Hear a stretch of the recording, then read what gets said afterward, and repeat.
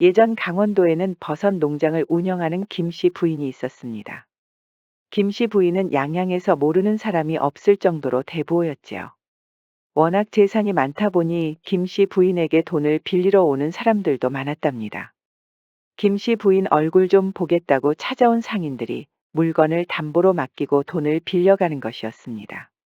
그렇게 부족할 것 없어 보이던 김씨 부인도 고민이 하나 있었습니다.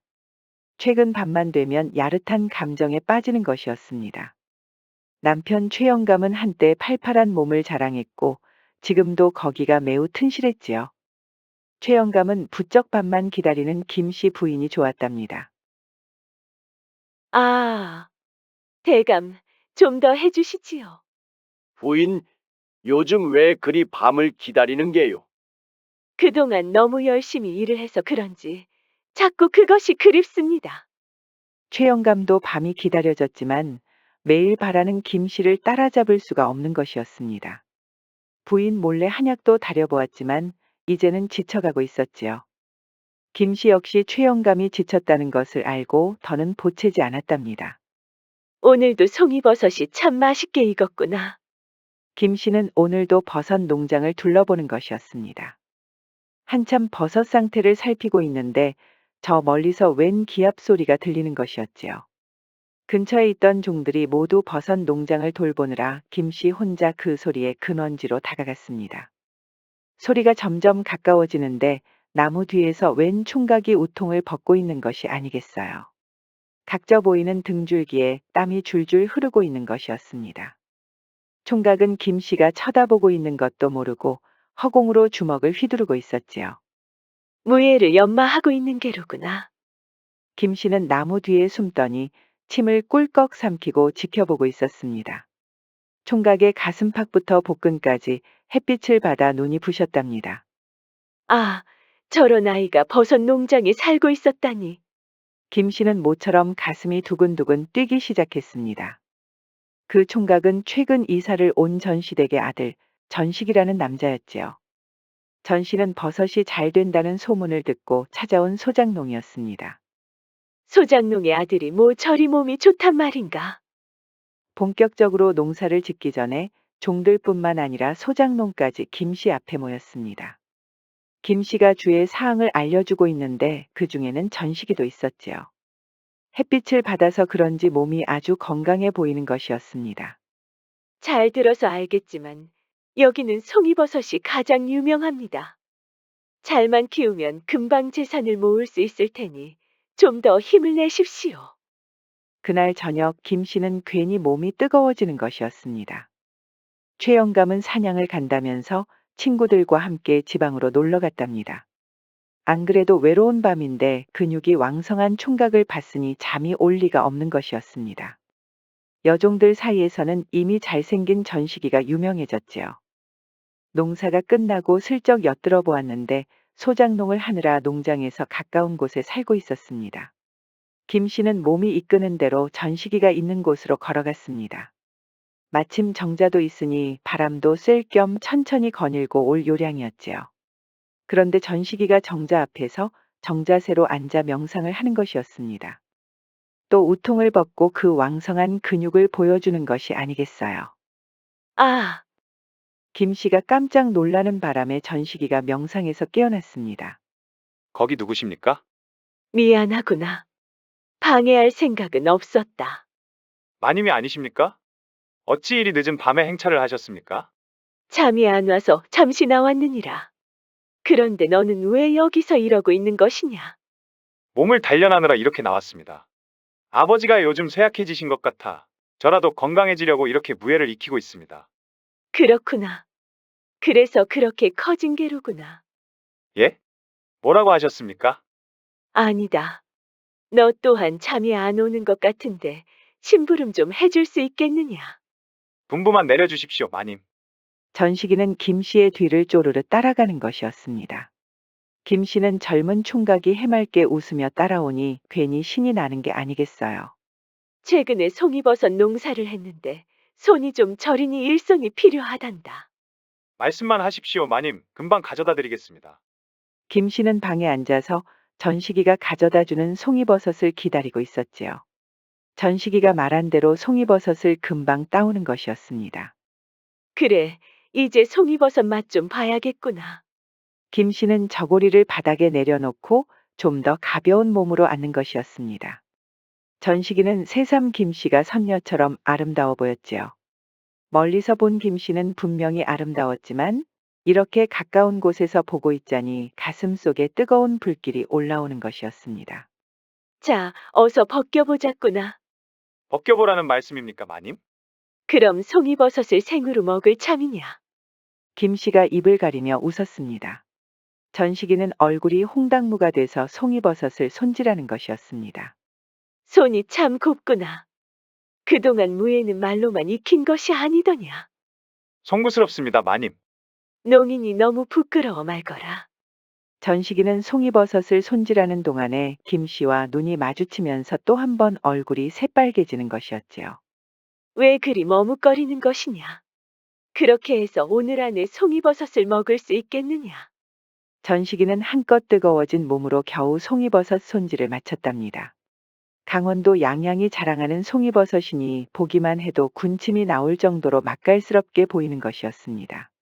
그래, 이제 송이버섯 겉에까지 깔끔하게 벗겼으니 이제 입맛을 좀 보자꾸나.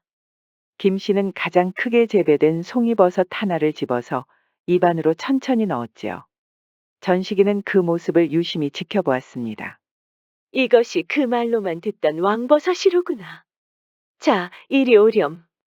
전식이는 바지를 등불 옆에 놓고 수줍은 미소를 지었지요. 너무 부끄러워하지 말거라. 송이버섯 맛이 워낙 좋으니 나도 기분이 덩달아 좋구나. 전식이는 숨겨놓았던 왕버섯을 꺼내 들었습니다. 김 씨는 입안 깊숙이 넣고 풍미를 느껴보았답니다. 아, 더 깊숙이 넣어 보거라. 전식이는 더 뜨겁게 타올랐지요. 이렇게 맛있는 버섯은 처음이로구나. 내가 말하기 전에는 절대 빼지 말거라. 전식이는 김 씨의 그 뜨거운 양다리 사이로 더 깊숙이 들어갔지요. 두 사람은 밤새 진한 애정을 나누었답니다. 전시가 내 방에서 밤나무에서 나는 향기가 가득한데 너는 어찌 생각하느냐? 마님도 참, 저를 어디까지 몰아세우려고 이러십니까? 여전히 수줍어 하는구나. 이래서 농이나 할 수 있겠느냐? 전식이는 서둘러 옷을 챙겨 김 씨의 방을 나왔답니다. 아버지에게는 또 무예를 익히느라 늦었다고 둘러댔지요. 김 씨는 모처럼 따스한 물까지 흘린 덕분에 아침에 일어났을 때는 아주 홀가분했답니다. 그날 저녁에는 사냥을 갔던 최영감이 돌아왔습니다. 보름은 있다 올 줄 알았던 최영감이 돌아오자 김 씨는 괜히 의기소침했지요. 며칠을 더 전식이를 데리고 그 맛있는 왕버섯을 입안에 넣어 즐기고 싶었는데 말이에요. 부인 기약한 날짜보다 빨리 와서 이상하시오. 아닙니다, 대감. 사냥이 잘 안 되면 빨리 돌아오시는 게 낫지요. 그러자 최영감이 호탕하게 웃는 것이었습니다. 최근 김 씨 때문에 지쳐있던 최영감이었는데 이렇게 기분 좋게 웃은 게 오랜만이었지요. 사실 사냥을 하러 갔다가 아주 묘한 버섯을 봤지 뭐요. 무슨 버섯을 보셨는데 그러십니까? 양양을 벗어났는데도 그렇게 희귀한 버섯은 처음 봤소이다. 듣기로는 이곳 송이버섯보다 열곱절은 더 가치가 있다고 들었소. 김 씨는 믿을 수가 없었지요. 지금까지 이 농장에서 일을 하면서 대보로 성장한 동안에 그런 버섯이 있다는 얘기는 한 번도 들어본 적이 없었으니까요. 김 씨는 최영감이 잘못 본 것이라고 믿고 웃어넘기려고 했지요. 그런데 최영감과 함께 갔던 식솔들도 같은 말을 하는 것이었습니다. 최영감은 다음 날 식솔들뿐만 아니라 소작농을 하는 사람들까지 모두 모았답니다. 이미 들어서 알겠지만 내가 사냥을 하러 갔다가 아주 진귀한 버섯을 보았네.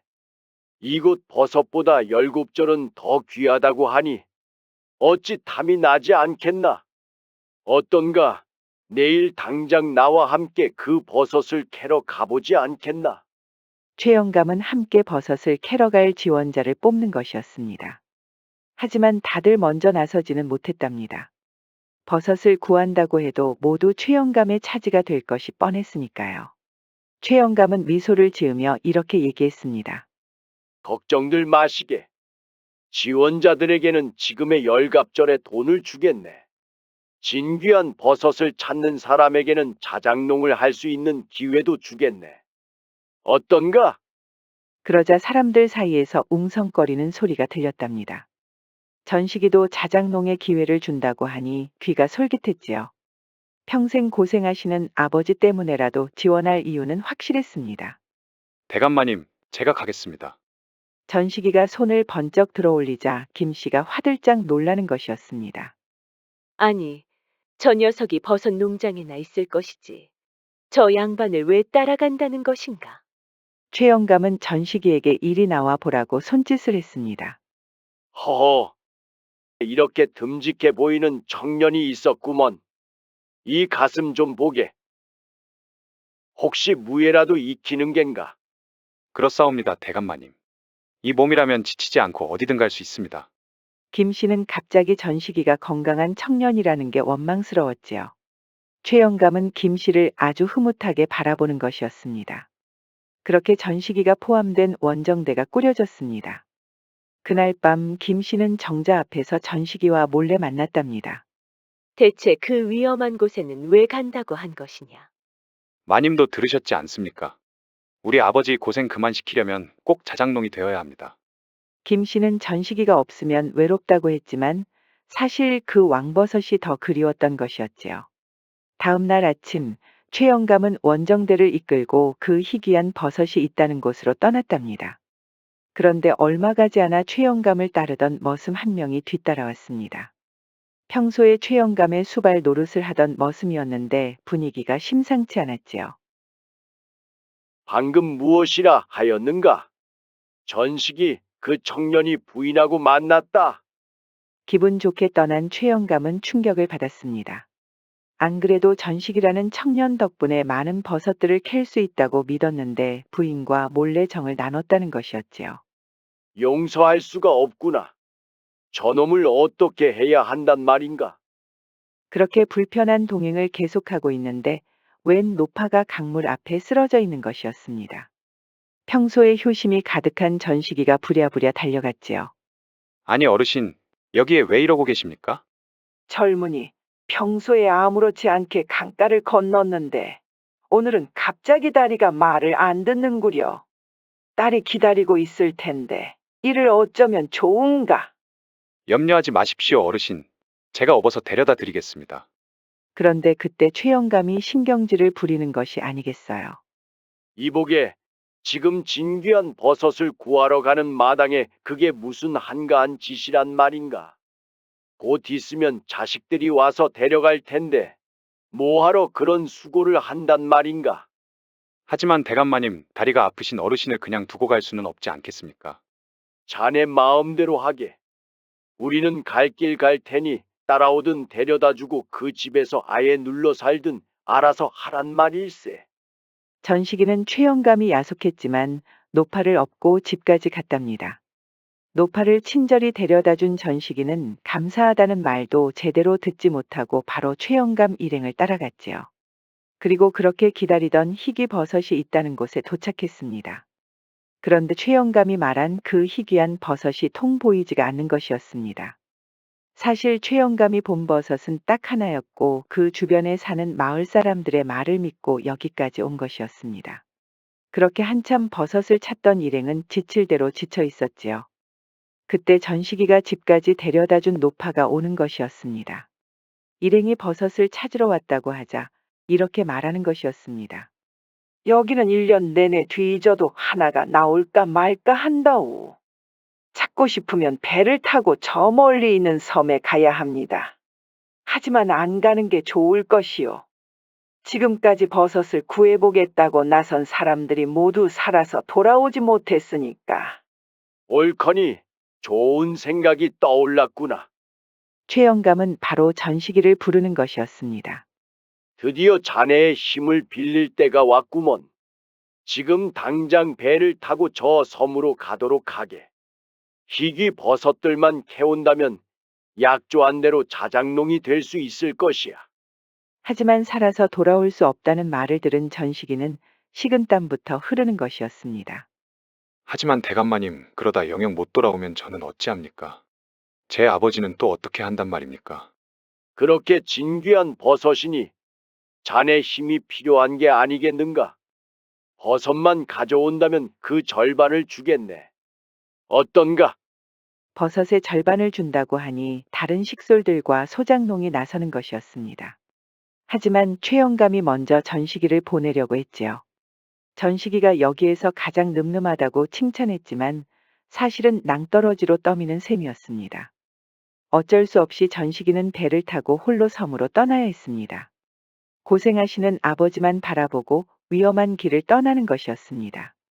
배는 노파가 빌려준 것이었는데 행운이 따른다면서 붉은 깃발을 주는 것이었습니다. 그렇게 한참 배를 타고 가는데 섬이 나타났습니다. 전시기는 바로 이 섬이 맞나 하고 천천히 배를 대고 내렸지요. 그런데 웬 호랑이가 불쑥 나타나는 것이 아니겠어요. 전시기는 기겁하고 다시 배로 물러섰답니다. 그 어르신 말이 사실이었어. 난 이제 호랑이밥이 되겠구나. 그런데 그때 휘파람 소리가 들렸고 으르릉거리던 호랑이가 얌전한 강아지처럼 주저앉는 것이었습니다. 전시기는 꿈을 꾸는 건가 하고 볼을 꼬집어 보았습니다. 이어서 3명의 여인들이 호랑이 뒤에서 나타나는 것이었습니다. 그대는 누구인데 이 섬에 온 것이오? 전시기는 여전히 어안이 벙벙했지요.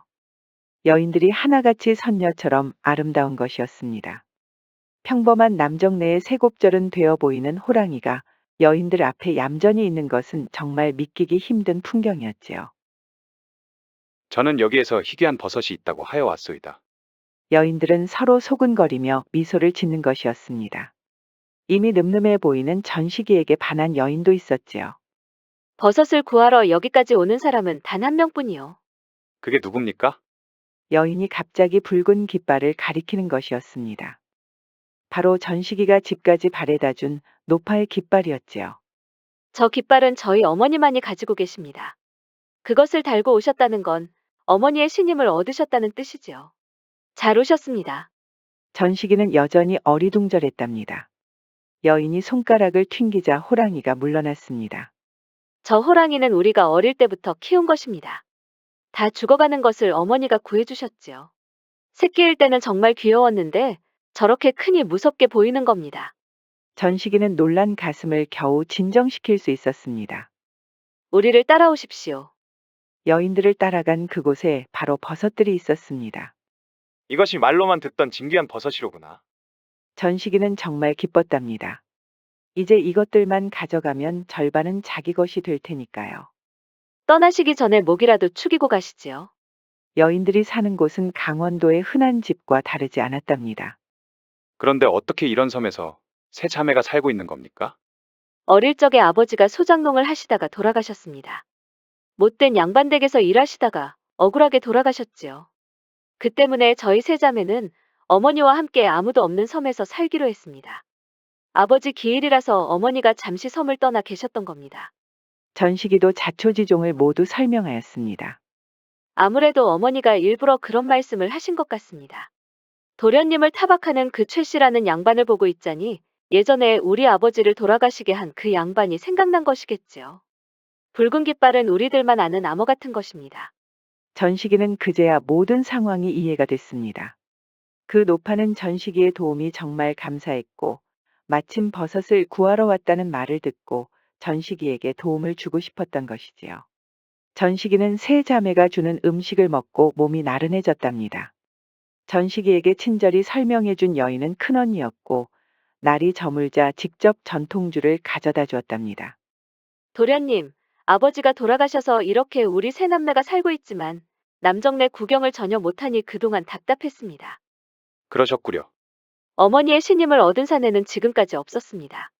도련님, 저를 받아주시면 안 되겠습니까? 전시기는 여인의 눈가가 촉촉해지는 것을 보니 긴장했던 마음이 모두 녹아버리는 것이었습니다. 자연스럽게 여인의 손목을 잡았고 입술을 포개며 따스한 입김을 주고받았지요. 이 송이버섯을 먹으면 정기가 돌아온다고 합니다. 도련님의 정기는 제가 책임지겠습니다. 여인은 그 귀하다는 송이버섯을 입에 물려주는 것이었습니다. 김 씨가 키운 송이버섯과는 비교가 안 될 정도로 맛있는 게 아니겠어요. 정말 거짓말처럼 온몸에 힘이 불끈 솟아오르는 것이었지요. 전식이는 김씨와 있을 때보다 더 큰 왕버섯을 꺼내 보였습니다. 이렇게 큰 것은 처음입니다. 역시 송이버섯이 효능이 있었군요. 전식이는 여인의 그 깊숙한 곳으로 들어갔답니다. 지금까지 사내가 증명해준 왕버섯 맛을 처음 만끽하는 순간이었습니다. 뜨거운 밤을 보낸 전식이는 다음날 아침에도 힘이 불끈 솟는 것이 아니겠어요. 지금까지 살면서 이렇게 기분이 상쾌한 적은 없었답니다. 결국 전식이는 세 자매와 함께 배를 타고 돌아왔습니다. 그런데 최영감과 일행이 기다리고 있을 줄 알았던 그 자리에는 세 자매의 어머니 바로 그 노파만 있었지요. 최영감은 전식이가 죽었을 것이라고 믿고 일행들을 데리고 모두 떠났던 것이었습니다. 오히려 잘 됐습니다. 이 버섯들을 모두 가지고 자장농이 되십시오. 이 정도면 다시 재배하는데 문제가 없을 겁니다. 전식이는 그야말로 금이환양이었습니다. 죽었다고 믿은 아버지도 눈물로 맞이하였지요. 최영감은 도저히 믿을 수가 없어 입을 다물지 못했답니다. 대체 어떻게 살아서 돌아온 것이냐? 전식이는 노파와 세 자매의 이야기를 모두 들려주었습니다.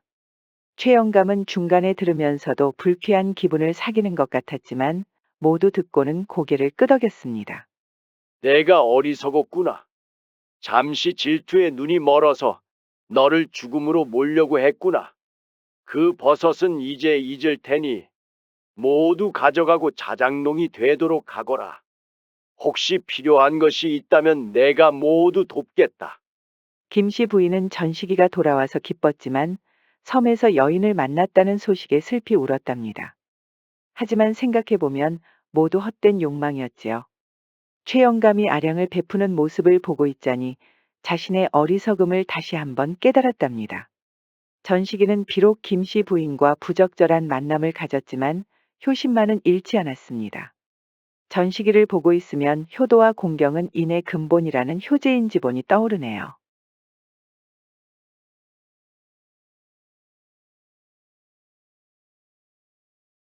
청도의 한 마을에서 아기의 우렁찬 울음소리가 들렸습니다. 이 여자아이는 아주 곱게 자랐지만 평범한 남자애들보다 오른팔이 매우 드셌답니다. 친구들이 괴롭힘을 당할 때면 그 묵직한 오른팔을 꺼내들었지요. 아직 이 아이의 정체를 모르던 남자아이들은 기세 좋게 덤볐다가 그 돌주먹에 아주 혼쭐이 났답니다. 여자아이의 아버지는 머슴살이를 하는 돌석이었습니다. 홍간의 양반댁에서 3월 4일에 태어났다고 해서 붙은 이름이었지요. 아버지는 그 이름 때문에 종들뿐만 아니라 양반댁 자제들한테도 놀림을 받았습니다. 하지만 아버지는 불평 하나 없이 묵묵히 일만 했지요. 덕분에 홍간의 딸이 좋게 보고 있었고 어느새 두 사람은 사랑에 빠졌답니다. 홍간회에서 두 사람의 혼례를 허락할 리 만무했으니 몰래 미례를 하고 정을 나누었습니다. 그렇게 낳은 아이가 바로 오른팔이 드센 매화였습니다. 아버지는 놀림을 받고 자랐기 때문에 무조건 딸에게 어여쁜 이름을 붙여주고 싶었지요. 매화는 열심히 배를 짜면서 생계를 이어가고 있었습니다. 최근 아버지의 건강이 좋지 않아 더 열심히 돈을 모으고 있었답니다. 아버지에게 해드릴 한약을 위해 시장을 지나는데 웬 왈패들이 보이는 것이었습니다. 말로 할 때 돈을 내놓는 것이 좋을 것이니라. 딱 봐도 자리세를 걷는 것이었지요. 힘 좀 세다고 상인들을 괴롭히는 모습을 보고 있자니 매화는 그냥 지나칠 수가 없었습니다. 약한 상인들 그만 괴롭히고 갈 길 가는 것이 어떠하냐? 이건 또 어디서 굴러먹은 놈이냐? 차림새를 보아하니 이 동네에 사는 것도 아닌 것 같은데 너나 그냥 갈 길 가는 것이 신상에 이로울 것이니라. 매화는 아무래도 이 왈패들에게는 말이 통할 것 같지 않았지요. 한 왈패가 먼저 어깨에 손을 올리자 그 돌주먹을 휘둘렀습니다. 왈패들은 매화의 오른팔에 기겁하면서 꽁무니를 빼기 바빴답니다. 시장 상인들은 가냘픈 여인이 주먹을 휘두르자 모두들 놀란 표정들이었지요. 매화가 집에 도착할 때는 아버지가 기침을 하며 장작을 나르고 있었습니다. 아버지, 제가 다 한다는데 왜 눕지 않고 이러고 계셔요? 너한테 신세 지는 것도 하루 이틀이지 않느냐? 너도 이제 좋은 남자를 만나야 할 나이가 아니지 않느냐? 아버지도 참 그런 말씀은 그만하시고 어서 방에 들어가서 누우셔요. 이 장작은 제가 다 나르겠습니다. 제 오른팔만은 믿고 계시지요? 매화의 아버지는 방에 들어가면서도 한숨을 푹 쉬었답니다. 아버지 밑에서 머슴처럼 장작을 나르는 딸이 너무 가여워 보였던 것이었습니다. 저렇게 해서 언제 남자를 만난단 말인가? 늙은 아버지가 오히려 방해가 되는구나. 매화는 아버지의 걱정을 충분히 알고 있었습니다. 하지만 아버지 건강이 악화되고 있으니 지금 당장은 돈을 벌어서 한약을 다려야 했지요. 그렇게 며칠이 지나고 막 아버지에게 드릴 한약을 가지고 돌아오는 길이었습니다. 시장에서 자릿세를 받던 왈패들이 또다시 나타난 것입니다. 내 놈들은 또 여기 무슨 일로 온 것이야? 뭐냐? 내 놈이 오기를 기다리고 있었다. 지난번에는 어떻게 한 건지 모르겠다만 이번에는 쉽지 않을 것이니라. 왈패들이 양옆으로 움직이자 아주 거칠어 보이는 사내 한 명이 등장하는 것이었습니다. 매화는 당황하지 않고 미소를 지었지요. 옳거니 이 곰처럼 무식한 놈 믿고 나를 기다렸다 이 말이지. 그놈 눈치 한번 빠르구나. 알았으면 지금이라도 당장 무릎 꿇고 사죄하거라. 그럼 목숨만은 살려주겠구먼. 하지만 매화는 웃음만 나왔지요. 그 묵직한 돌주먹을 뒤로 숨겨놓고 천천히 그 사내에게 다가갔답니다. 왈패들은 당황했습니다. 지금까지 이 무서운 사내 앞으로 당당히 걸어온 사람들은 없었으니까요. 게다가 매화는 아주 여유롭게 머리를 쓸어 올리는 것이 아니겠어요. 짐승처럼 단단한 몸을 자랑하는 사내는 자존심이 상했답니다. 지금 바로 덮치면 매화를 떡 주무르듯 혼을 내줄 수 있었습니다. 왈패들도 매화가 뼈도 못 추릴 줄 알았지만 그 반대였습니다. 매화가 오른팔로 사내의 복부를 가격하자 그대로 엎어져 잠을 자는 것이었습니다. 시장 상인들은 매화가 왈패들을 몰아낸 덕분에 자릿세를 내지 않아 기뻤답니다. 그리고 이 소문은 관가에도 전해졌습니다. 지역 군사 조직이 형성되어 있는 진관에서 매화를 매우 궁금해했답니다. 진관에 있는 무관 첨철제사가 매화의 능력을 인정한 것이었습니다. 매화라고 하였는가? 여자의 몸으로 어떻게 그런 신통한 힘을 지닐 수 있단 말인가? 자네에게 한 가지 제안을 할 텐데 한번 들어보겠나? 진관에서는 다양한 특수군을 모집하고 있었습니다. 군인이라고 한다면 자고로 힘이 강해야 하니 그 능력을 먼저 시험하는 건 당연한 것이었지요. 매화가 하는 일은 진관에 지원을 하는 남자들의 힘을 알아보는 것이었습니다. 자네처럼 신통한 힘을 가지고 있다면 군인다운 남자를 알아볼 수 있지 않겠나? 어디 한번 자네 원하는 대로 진짜 군인을 뽑아보게나. 돈 걱정은 하지 말게. 조정에서도 이미 자네 이야기를 듣고 원하는 만큼 지원을 해주기로 했네. 매화는 그 힘이 넘치는 오른팔도 쓰면서 돈도 벌 수 있다고 하니 아주 기뻤답니다. 이제 돈 걱정하지 않고 아버지에게 한약을 다려드릴 수 있었으니까요. 게다가 본인이 직접 군인을 뽑을 수 있다고 하니 괜히 신이 나는 것이었습니다. 자고로 남자라면 허리와 다리 아니겠습니까? 이 오른팔로 만져보면 어느 정도 경지에 올랐는지 금방 알아볼 수 있답니다. 매화는 남자들의 다리를 쓰다듬기만 해도 군인이 될 제목인지 금방 알 수 있었습니다. 체구는 크지만 다리 힘이 약한 남자들도 많았기 때문에 매화의 이런 방도는 아주 효과적이었지요. 그런데 매화가 다리를 만진다고 하니 군인이 될 마음도 없는 남자들까지 모여들기 시작했습니다. 그저 여인의 손길이 그리운 남자들이었을까요? 너무 뭐라고 하지 마셔요. 이분들도 쉬고 싶은 마음에 이곳까지 오신 게 아니겠습니까? 매화 말대로 머슴 일에 지쳐서 온 남자들이 태반이었답니다. 매화는 군대에 지원하러 온 남자들을 위해 씹을거리까지 건네줬습니다. 처음에는 진관에서 쓸데없는 짓이라고 손가락질을 했지만 이제는 매화의 선행에 모두 감복하는 것이었습니다. 여기가 바로 다리만 만지면 군인으로 뽑아준다는 그곳이요. 그러던 어느 날 한 수려한 외모의 남정네가 매화 앞에 나타났습니다. 제가 만져보고 제목이 되는지 알아보는 것입니다. 아무리 그래도 그렇지. 어떻게 다리만 만져보고 군인이라는 것을 알아본다는 거요? 도저히 믿기지 않아 이렇게 찾아왔다오. 매화는 이 남정네의 듬직한 가슴에 먼저 눈길이 갔답니다. 옷을 입어서 보이지 않았지만 가슴 근육이 아주 단단하다는 것을 느꼈답니다. 믿져야 본전이니 한번 제 손에 맡겨보시는 게 어떻습니까? 남정네는 매화의 눈빛이 마음에 들었습니다. 그 어떠한 여인에게도 볼 수 없는 아주 당당한 얼굴이었습니다. 좋소이다. 어디 내 다리가 얼마나 국보급인지 확인해 주시구려. 매화가 미소를 지으며 좌측 다리를 만져보았습니다. 왜 이렇게 크십니까? 제가 어릴 적부터 사냥을 많이 다녔던 터라 다리가 아주 튼실합니다. 그런데 매화의 손길이 허벅지에서 무릎 위까지 올라오는 것이 아니겠어요. 남정네는 침을 꿀꺽 삼키고 올려다보는 매화의 얼굴을 빤히 바라보았답니다. 이렇게 커지면 어떡해요?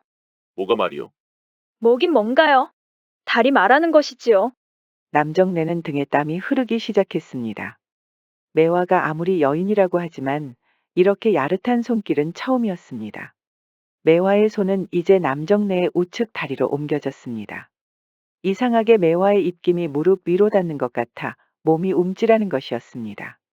낭자, 제 다리가 그렇게 커졌단 말이오. 커져도 너무 커졌습니다. 이렇게 큰 물건은 만져본 적이 없습니다. 그게 군인이 되는데 좋은 것이오? 아니면 나쁜 것이오? 나쁠 리가 있겠습니까? 그런데 제가 만질수록 더 커지는 것 같아 불안합니다. 자꾸 커지면 어떡해요? 남정네는 더는 참을 수 없었습니다. 매화의 손을 덥석 잡아보았더니 웬 선녀와 마주보고 있는 것이 아니겠어요. 남정네는 홀린 것처럼 매화와 입술을 포겠답니다. 매화 역시 거부하지 않고 남정네의 든든한 가슴을 받아주었지요. 시험을 보려고 줄을 선 남자들은 아무것도 몰랐고 두 사람은 아주 뜨거운 시간을 보냈답니다. 내 이름은 덕성이라고 하오. 어머니가 평생 덕을 쌓으라고 해서 붙여준 이름입니다. 초면에 너무 신뢰가 많았구려. 도련님은 크게 될 뿐이옵니다. 첫인상부터 알아보았지요. 덕성은 바로 특수병이 될 수 있었습니다. 매화가 평가한 군인들 중에 가장 능력이 좋았지요. 그동안 조정에서는 매화를 가지고 언쟁이 있었습니다. 매화는 당연히 군인이 될 제목들을 잘 선택했고 진과는 그 어느 때보다 사기가 올라 있었습니다. 하지만 어디서 온지도 모르는 천한 여인이 군인들을 뽑는다고 하니 괜히 자존심만 센 양반들이 가만히 있지 않았던 겁니다. 그 중에 윤 씨가 가장 앞장서고 있었지요. 사실 매화 자리에는 윤 씨의 뒤를 봐주던 남자가 가야 했습니다. 윤 씨는 그동안 평생 수발 노릇을 하던 동생과 함께 공금을 몰래 빼돌리고 있었습니다. 윤 씨의 동생이 공금을 빼돌리면서 온갖 더러운 짓을 했기 때문에 그 대가로 군인을 양성하는 보직을 맡기로 한 것이었습니다. 윤 씨는 진관 주변으로 뇌물을 보내기도 하고 회유도 해보았지만 매화의 신임은 매우 두터웠답니다. 오늘도 매화는 열심히 군인들과 훈련을 하던 중이었습니다. 이제 막 훈련을 마치고 공놀이를 하려는데 갑자기 덕성이 찾아온 것이었습니다. 조정에서 낭자가 아주 유명해졌소이다. 윤 씨라는 양반이 여기저기 뇌물까지 주면서 낭자를 내쫓으려고 한다는 소리를 어렵게 들었소. 자초지종을 들은 매화는 어이가 없었지요. 공금을 빼돌린 것도 문제지만 그 정도로 부패하다면 군인을 양성할 능력도 없다는 것이 확실하니까요. 그럼 제가 어찌하면 좋겠습니까? 다행히 낭자의 능력을 알아봐주는 사람들이 많으니 당장은 건드리지 못할 겁니다. 다만 그 윤 씨라는 자가 자객이라도 보내는 건 아닌지 걱정이 됩니다. 자객이라면 이 오른팔 하나로 끝장을 내면 됩니다. 물론 낭자의 오른팔을 믿지만 그것만으로는 안 될 것 같습니다. 왜 그러시지요? 혹시 더 좋은 수가 있으신가요? 덕성의 계획을 들은 매화는 회심의 미소를 지었답니다. 다음 날 아침 일찍 일어난 매화는 고향에 잠시 내려간다고 말해놓고 시장으로 향했지요. 예전 한약을 자주 다리던 그 시장이었습니다. 매화가 시장 주변을 한참 돌고 있는데 낯익은 남자 한 명이 보이는 것이었습니다. 좋은 말 할 때 자릿세 내놓거라. 말 안 들었다가 나중에는 목숨을 구걸하게 될 것이니라. 시장 상인들에게 자릿세를 걷다가 매화에게 혼쭐이 났던 그 왈패였지요. 내가 얼마 전까지만 해도 돌주먹을 휘두르는 이상한 여자 때문에 이 근처에 얼씬도 못했지. 이제 다시 내 세상이니라. 오랜만이구나. 그런데 내가 없는 사이에 또 자릿세나 받아먹고 살고 있느냐? 매화가 나타나니 왈패들이 기겁하는 것이 아니겠어요. 대부분 꽁무니를 빼는 동안에 직접 자릿세를 받던 왈패가 매화에게 붙잡혔습니다. 언제까지 힘없는 상인들 돈이나 빼먹으면서 살 것이냐? 그럼 뭘 어쩌라는 거요? 우리가 무슨 기술이 있어? 아니면 저 높으신 분들처럼 양반 가문이기나 하오? 내 말만 잘 들으면 너희들 모두 녹을 받는 영광을 주겠다. 어떻게 할래? 그 뒤로 보름이 지났습니다. 윤 씨는 기필코 매화를 암살하기 위해 이를 갈고 있었습니다. 검꽤나 쓴다는 자객들을 한두 명씩 모으고 있었지요. 그렇게 약속대로 자객들을 출발시키려고 하는데 놀라운 소식이 전해졌습니다. 윤 씨는 기별을 받고 곧장 매화가 있는 진관으로 향했습니다. 기계가 있는 군인들이 일렬로 서 있는데 아주 장관이었답니다. 그런데 그 가운데에 매화가 있는 것이 아니겠어요. 매화는 장군이라도 된 것처럼 말을 타고 군사들을 호령하는 것이었습니다. 윤 씨는 직접 두 눈으로 보고도 믿기지 않았답니다.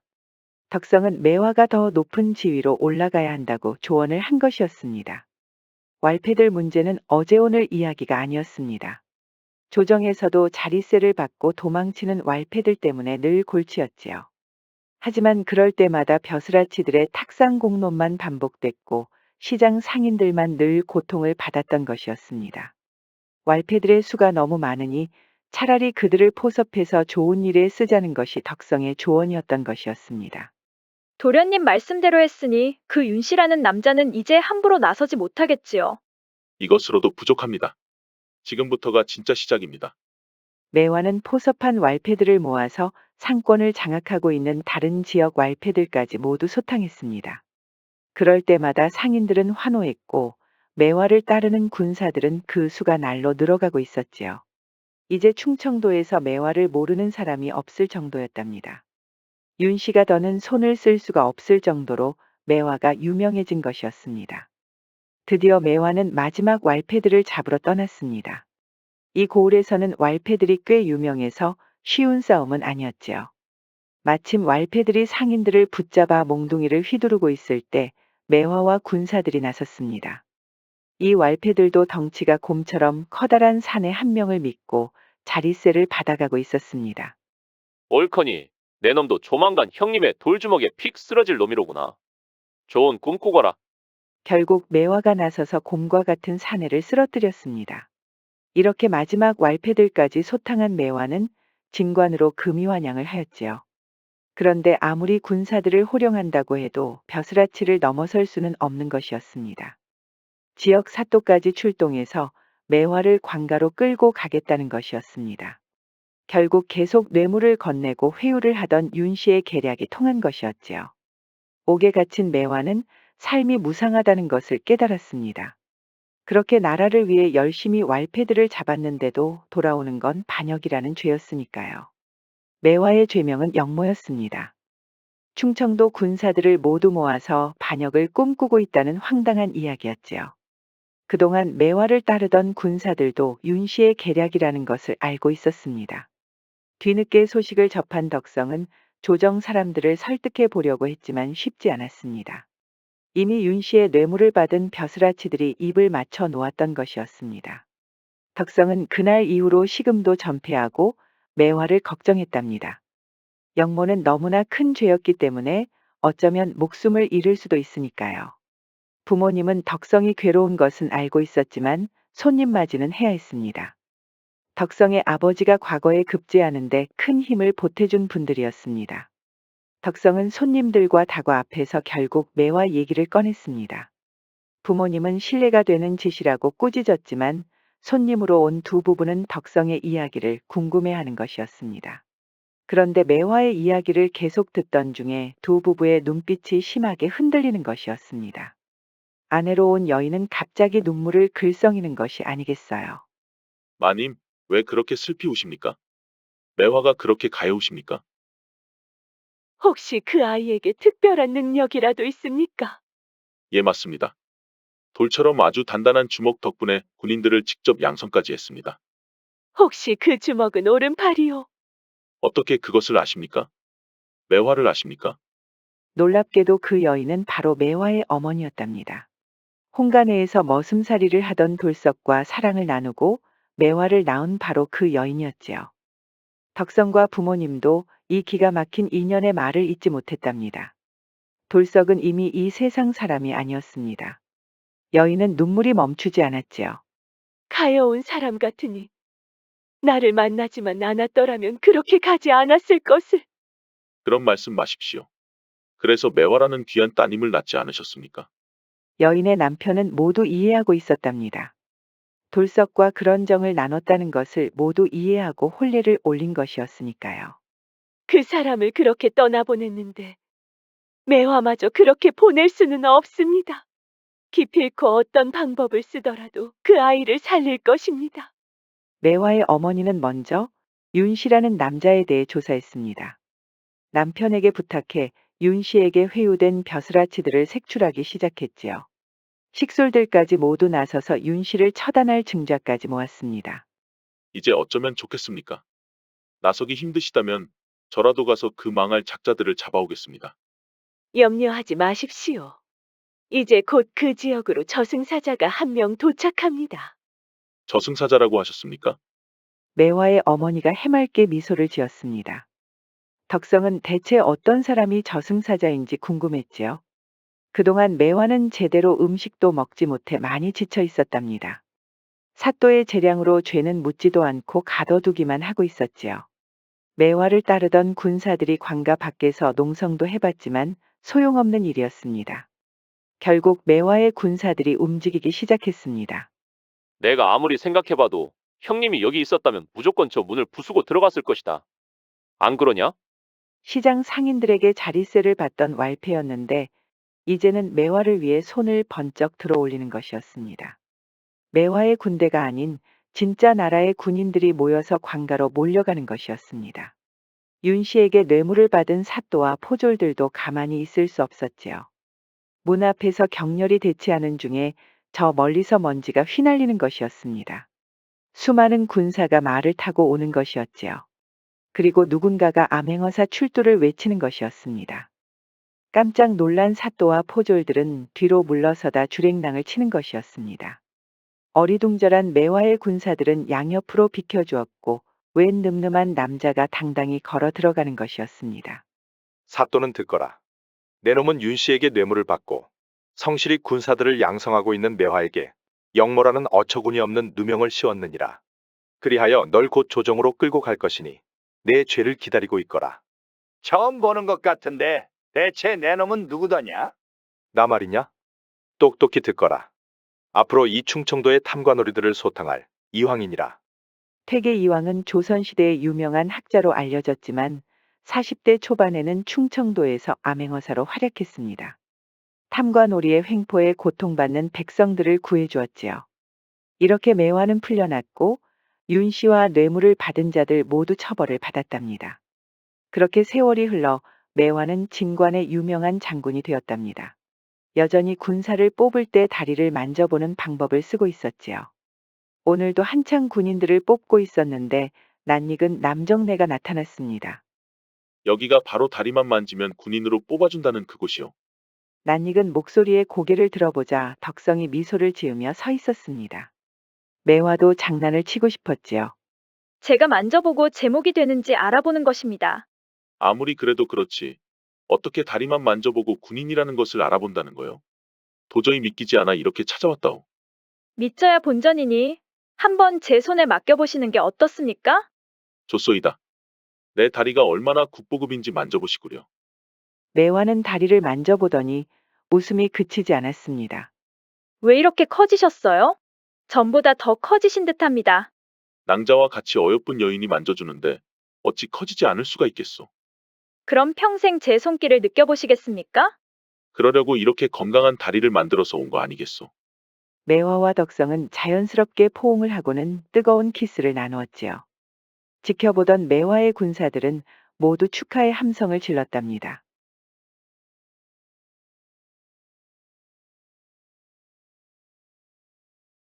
한양을 나서서 한창 걷고 있는 젊은 유생이 있었습니다. 유복이는 과거 시험을 보러 가기 전에 중마고우였던 친구를 만나러 가는 길이었지요. 한양을 벗어나 숲이 우거진 곳을 지나는데 갑자기 소나기가 내리는 것이었습니다. 당황한 유복이는 미리 준비한 슈룹을 쓰고 서둘러 숲을 빠져나왔답니다. 비가 거세지면서 슈룹이 불안하게 흔들리는데 저 멀리서 희미한 여인의 목소리가 들리는 것이었습니다. 유복이는 비소리 때문에 잘못 들었나 했지만 고개를 들어보니 초가집에 있는 한 여인이 손을 흔드는 것이었습니다. 비를 쫄딱 맞으셨군요. 여기서 잠시 쉬었다 가시죠. 유복이는 여인이 너무나 고마워 초가집에 들어서자마자 고개를 숙였답니다. 그런데 여인 역시 흠뻑 젖은 것이 아니겠어요. 저고리가 젖어서 맨살과 달라붙어 보이는 것이었습니다. 그 때문에 여인의 상체가 그대로 드러났고 수줍은 유복이는 얼굴이 홍당무가 돼서 얼른 고개를 돌렸답니다.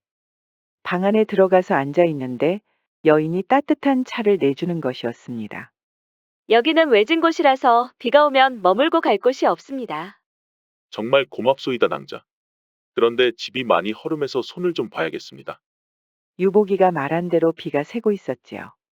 빗물 떨어지는 소리가 워낙 커서 유복이는 여인과의 대화에 집중할 수 없을 정도였답니다. 누추해서 정말 송구합니다. 그래도 소나기는 피할 수 있을 테니 좀 더 머물다 가시지요. 유복이는 다시 한번 긴장했습니다. 여인이 젖은 옷을 그대로 입고 들어온 것이었지요. 아까는 내색을 하지 않았지만 이번에는 목선부터 양어깨까지 그대로 보이니 당황할 수밖에 없었답니다. 유복이는 다시 얼굴이 빨개져서 고개를 들 수가 없었지요. 송구합니다. 이런 집에 살다 보니 젖는 일이 많습니다. 이해합니다. 저는 신경 쓰지 마십시오. 하지만 신경 쓰일 수밖에 없었지요.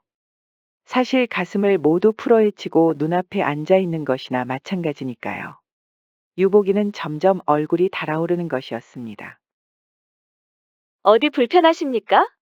유복이가 괜찮다고 대답하려는데 여인이 젖은 머리를 뒤로 쓸어 넘기는 것이 아니겠어요. 그러자 여인의 쇄골이 얼마나 아름다운지 실감할 수 있었답니다. 게다가 가슴 위까지 내려오는 곡선도 어찌나 예쁜지 유복이는 잠시 넋을 잃고 쳐다보는 것이었습니다. 결국 유복이는 여인의 손목을 잡았답니다. 여인은 그제야 부끄러웠는지 새빨간 얼굴을 하고는 두리번거렸지요. 젖은 옷은 그대로 입고 있으면 곧불에 걸릴 수 있답니다. 유복이는 곧불에 걸리면 안 된다는 핑계를 대더니 여인이 입었던 저고리를 가져와 등불 옆에 두는 것이었습니다. 여인은 부끄러워서 상체를 감싸 안았고 유복이가 따스하게 안아주었지요. 여인은 모처럼 사내의 품에서 따뜻한 온기를 느낄 수 있었답니다. 유복이도 그간 공부만 하느라 잊고 있었던 욕정이 불길처럼 타오르는 것이었습니다. 여인은 이미 젖었기 때문에 옷이 헝클어지는 일도 없었지요. 유복이는 여인의 젖은 옷을 모두 가져오더니 그 야릇한 향기를 맡았답니다. 낭자는 대체 어디서 살다 왔소? 저를 소나기에서 구해준 선녀가 아니오. 도련님도 참 과분한 칭찬입니다. 젖은 옷이 없으니 이제 여인은 편안히 누울 수 있었답니다. 유복이는 여인의 머리부터 발끝까지 이어지는 곡선에 감탄하면서 그대로 손으로 훑고 지나가 보았지요. 그리고 뜨거운 김이 흘러나오는 깊숙한 그곳으로 들어갔답니다.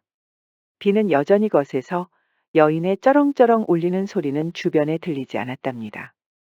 사실 여인이 이런 초가집에 있는 이유는 바로 옆집에 살고 있는 노모 때문이었답니다. 아버지가 남긴 집은 딱 두 채였는데 한 곳은 손을 덜 봐서 매우 부실했지요. 여인은 남편이나 형제도 없어서 이 초가집을 수리할 엄두를 내지 못하고 있었습니다. 노모를 비가 새지 않는 집에 살게 하고 자신은 이 부실한 집에서 살고 있었답니다. 내가 당장 이 초가집을 손봐드리겠소. 유복이가 여인을 안으며 약속했습니다. 그때 노모가 찾아오는 것이었습니다. 숙화야, 이 낭군은 어디서 오신 누구시냐? 어머니, 곧 과거에 급제할 유복이라는 분이옵니다.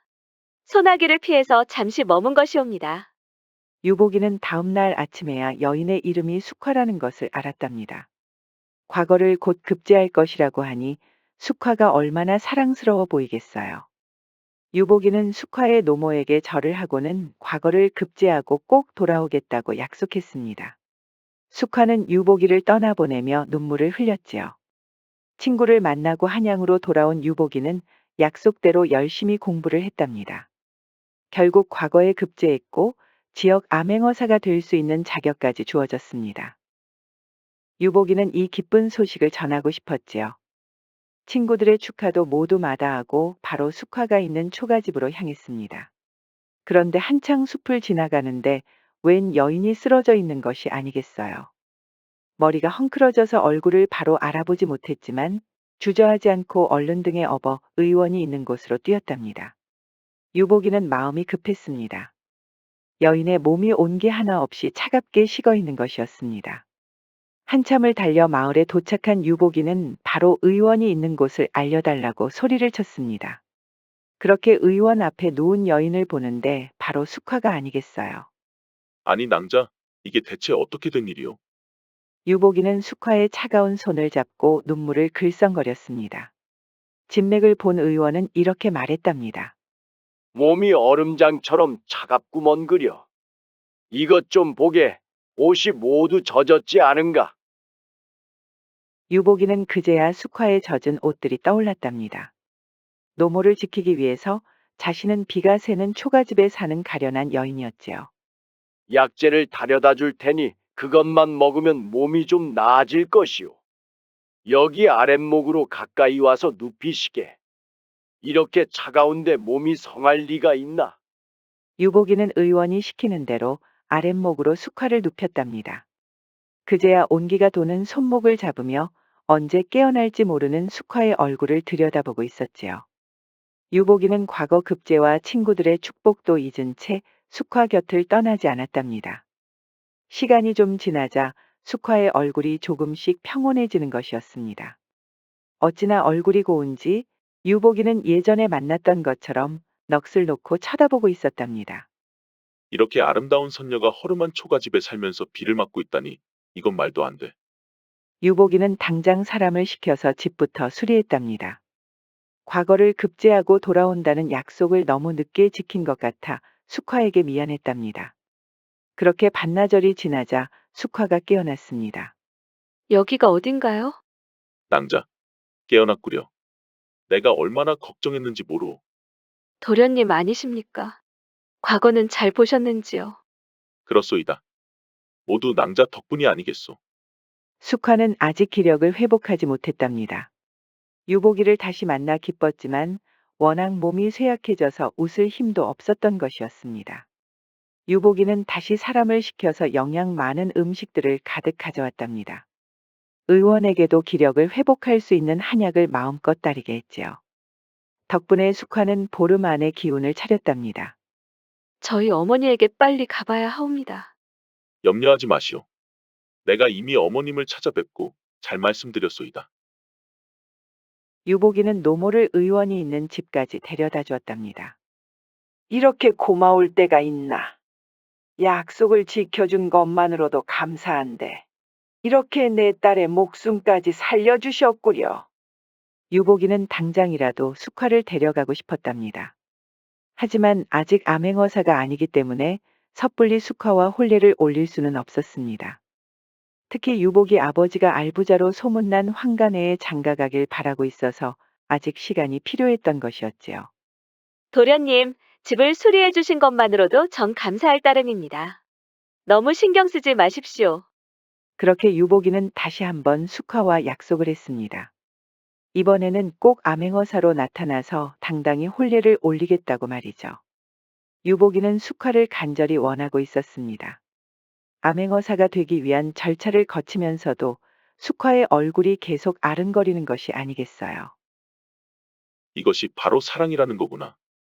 암행어사가 되기 위해서 그렇게 욕심을 부렸거늘 숙화가 없다면 내 인생은 아무 의미도 없을 것이야.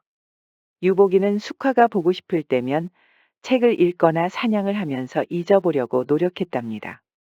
사내로서 성공하기 위해 당분간 숙화를 잊어야 했지만 좀처럼 쉽지 않았답니다. 결국 유복이는 암행어사가 됐습니다. 지역을 찾아가 암행어사 통보만 하면 모든 포졸들이 유복이를 따를 것입니다. 숙화가 너무 보고 싶구나. 초가집은 잘 있을 테니 문제없이 살고 있을 거야. 유복이는 당장 말을 빌려서 숙화가 있는 초가집으로 향하는 것이었습니다. 그런데 초가집은 텅 비었고 사람의 기척조차 없는 것이었습니다. 마침 숙화의 약재를 다려주었던 의원이 지나가고 있었지요.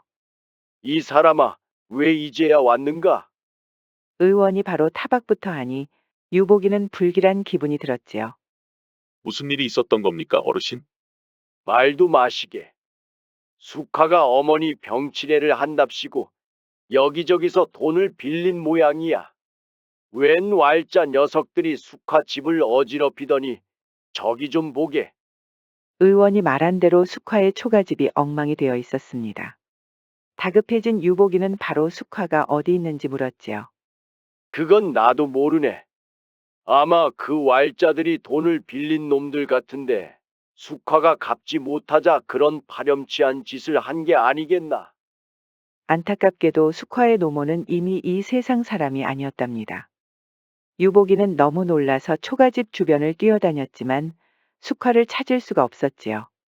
암행어사가 된다면 포졸들을 동원해 숙화를 찾을 수 있겠지만 아직 목숨이 붙어 있는지도 모르는 상황이니 한시가 급했답니다. 유복이는 말을 타고 초가집 근방을 계속 찾아다녔지만 허사였습니다. 숙화를 못 찾은 유복이는 허기가 진 것도 모르고 그 주변을 떠나지 못했답니다. 유복이는 결국 탈진이 올 정도로 무리했다가 다음날 의원 앞에서 쓰러져 버렸지요. 이보시게, 아무리 사랑도 좋다고 하지만 몸이 상해서야 되겠나. 일단 기운부터 차리고 숙화를 찾아보시게. 유복이는 아무 말도 하지 못하고 눈물만 흘렸답니다. 그렇게 세월이 흘렀고 유복이는 암행어사의 자리에 올랐습니다. 숙화부터 찾아보려고 했지만 탐관 오리들을 잡아내느라 눈코 뜰 사이 없이 바빴답니다. 이래가지고 언제 숙화를 찾을 수 있겠는가? 상상도 하기 싫지만 만약 죽었더라도 그 시신이라도 찾고 싶구나. 잠이 오지 않던 유복이는 얼른 고개를 흔들었습니다. 숙화를 사랑하는 마음이 떠나지 않고 있으니 반드시 살아있을 것이라고 믿었지요. 그러던 어느 날 상권을 장악하고 노비들의 돈을 떼어먹는 탐관오리 백시라는 남자가 걸려들었습니다. 유복이는 포졸들에게 보고를 받고 바로 백시의 주변을 조사하기 시작했지요. 그런데 이 백시라는 남자는 생각보다 아주 나쁜 인간이었습니다. 얼굴이 반반한 여종들을 골라서 부패한 양반댁에 팔아버리는 것이었지요. 유복이는 모처럼 승부욕이 불타올랐답니다. 당장 이 부패한 탐관오리 면상부터 좀 봐야겠다. 유복이는 동태를 살필 겸 백시가 장악했다는 시장 주변을 맴돌고 있었습니다. 그런데 한창 장사를 하는 와중에 시끌벅적한 소리가 들리는 것이었습니다. 알고 보니 놀이개를 팔러 다니는 여인과 장사꾼이 시비가 붙은 것이었지요. 장사꾼이라고 하지만 아무리 봐도 왈자들 같았습니다. 유복이는 장사꾼의 위협에 겁이 난 여인이 가엾게 보였답니다. 당장 멈추거라. 댁은 누군데 간섭하는 게요? 대신 돈을 갚아줄 것이 아니면 당장 꺼지시오. 무슨 돈을 말하는 것이냐? 이 아이가 돈을 갚으려면 이 많은 놀이개들을 다 팔아야 하는데 전혀 팔지 못하고 있지 않소. 그럼 그쪽이 대신 팔아줄 것이요? 선비로 위장한 포졸들이 발끈했지만 유복이가 손으로 제지하였지요. 그래, 그 돈이 얼마나 되는데 그러는가? 다 합쳐서 100냥은 넘소이다. 아니지, 200냥은 좋게 넘을 것이요? 이게 무슨 해괴한 소리란 말인가? 저 여인이 어디에 쓴다고 그렇게 많은 돈을 빌렸단 말인가? 그건 저 아이에게 물어보면 될 거 아니오? 그렇지, 너 뭐 병치레를 한다고 빌렸지 아마? 유복이는 깜짝 놀라는 것이었습니다. 여인은 그 와중에 쓰러져서 고개를 들지 못하고 있었지요. 유복이는 천천히 다가가서 여인의 머리카락을 쓸어넘겨 보았습니다. 아니, 낭자가 왜 여기 있는 것이오? 그렇게 찾던 숙화였답니다. 유복이는 믿을 수가 없어 이게 꿈인지 생시인지 헷갈렸지요. 숙화의 얼굴을 매만진 유복이는 그제야 이것이 현실이라는 것을 깨달았답니다. 도련님이 아니십니까? 어떻게 이곳에 오셨습니까? 유복이는 그렇게 그리워하던 숙화를 만났지만 왈자들에게 붙잡혀 놀이개를 팔고 있다는 사실에 분통을 터뜨렸답니다. 노모를 위해 비가 새는 초가집에 살 정도로 효녀인데 왜 이런 대우를 받아야 했던 것일까요? 유복이는 우르르 몰려온 왈자들과 싸움을 하다가 머리를 얻어맞고 어디론가 끌려갔습니다. 유복이가 눈을 떴을 때는 이 근방 상권을 장악했다는 백시가 무섭게 노려보고 있었습니다. 너는 누구인데 우리 장사를 방해하느냐? 장사라고 하였는가? 가여운 여인에게 억지로 장사를 시키는 것이 어찌 장사라고 할 수 있겠는가? 두말할 필요 없다. 어서 돈을 내놓거나 아니면 저 계집을 두고 그냥 꺼지거라. 그때 기다렸다는 듯이 포졸들이 들이닥치는 것이었습니다. 어리둥절한 백씨는 이게 무슨 일인가 하고 눈만 깜빡거리고 있었지요. 이것은 설마 암행어사 출두가 아닌가? 그제야 상황을 파악한 백씨는 부하들 뒤로 꽁무니를 빼는 게 아니겠어요. 부하들 역시 겁이 나서 백씨를 앞으로 내세우고 도망치려는 것이었습니다. 그때 유보기가 암행어사 출두를 외치는 것이었습니다. 백씨뿐만 아니라 부하들도 기겁하며 엉덩방아를 찌는 것이었죠. 포졸들이 유보기의 명에 따라 백씨와 그 부하들을 둘러쌌답니다. 숙화 역시 어리둥절한 표정이었답니다. 포졸들은 백씨와 부하들을 포박해서 끌고 갔고 잠시 호기를 보였던 유보기가 숙화의 손을 따스하게 잡아주었답니다. 이게 다 어찌 된 일인가요? 저는 암행어사가 되어 이곳에 온 것입니다. 백씨라는 자가 여종들을 팔아버린다는 말을 듣고 여기까지 온 것이었지요.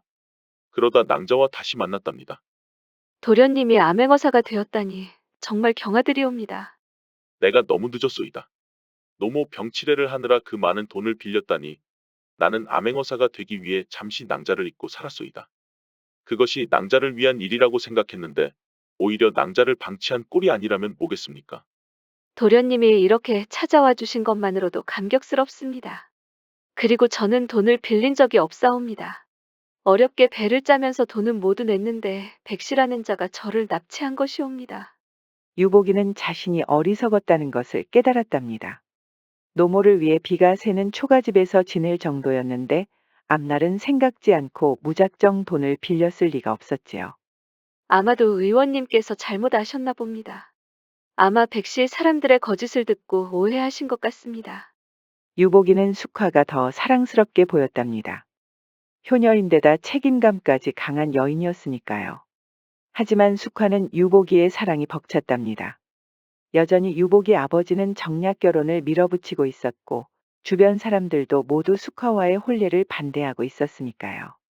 유보기도 아버지의 명에 따라 양반댁 따님을 만나기도 했답니다. 숙화는 유보기가 마련해 놓은 집에서 머물고 있었지요. 유보기가 양반댁 따님을 만나고 있다는 소식을 들은 숙화는 아무도 없는 정자 앞에서 슬피 울었답니다. 도련님은 더 크게 되실 분이야. 나와 혼례를 올리면 그분의 앞길을 막는 것이야. 하지만 숙화는 밤만 되면 유보기가 그리워 미칠 지경이었답니다. 그동안은 노모를 돌보느라 남자 생각할 여유도 없었지만 이제는 유보기가 그 텅 빈 마음에 자리 잡고 있던 것이었습니다. 아, 도련님.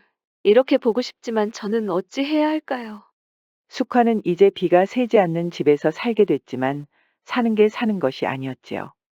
유보기가 없는 세상은 살 가치가 없는 것이었습니다. 그렇게 밤을 지새는 어느 날 유보기가 찾아왔답니다. 선비로 위장한 포졸들을 데리고 탐관오리들을 조사하던 중에 시간을 내서 일부러 찾아온 것이었지요. 유보기는 그동안 아버지의 성화에 못 이겨 양반댁 따님들을 모두 만나봤지만 역시나 숙화의 자리를 채울 수는 없었답니다. 아버님이 시키는 대로 모든 여인을 만나보았습니다. 이제는 제가 원하는 대로 숙화 낭자를 만나 주십시오.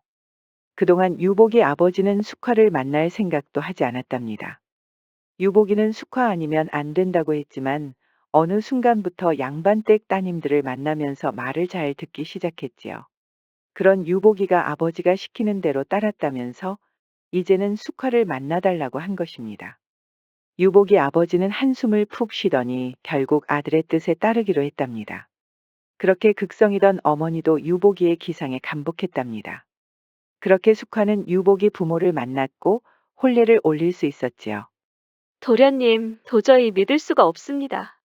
이제부터는 도련님과 한 방에서 사는 것이옵니까? 이제는 낭자 곁을 떠나지 않을 테니 염려하지 마시구려. 그동안 나를 믿고 기다려줘서 정말 고맙소이다. 숙화는 눈물이 글썽거렸답니다. 다행히 유보기 부모님도 숙화의 단아함에 놀랐답니다. 아버지는 진작에 숙화를 만났어야 했다며 호탕하게 웃는 것이 아니겠어요. 어머니 역시 숙화가 그 어느 양반댁 따님보다 더 고와 보였답니다. 새는 멀리 날고 크게 울 날을 기다린다고 합니다. 유복이와 숙화의 사랑을 보고 있자니 큰 뜻을 펼치기 위해 적절한 때를 기다려야 한다는 삼년불비우불명이라는 옛말이 떠오릅니다. 혹시라도 산책을 하시면서 야담과 옛날 이야기를 듣고 계신다면 어여쁘게 지저귀는 새들을 흐뭇하게 바라보시는 것이 어떨까요?